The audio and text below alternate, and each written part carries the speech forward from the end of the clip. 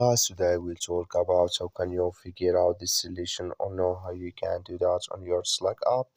So you just follow these ways, then it's going to work with you. So all you have to do, so you just go here, you go above this sign, click on it, or your photo profile here. So when you just click on it, it's going to take you to this list. It's going to show for you like this here. So then all you have to do now, you just click here on notifications here. When you just click on it, it's going to take you to next step here.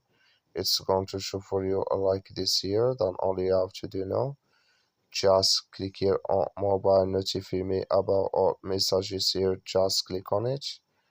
Then it's going to show for you a list like this here. And here can you select it in this list.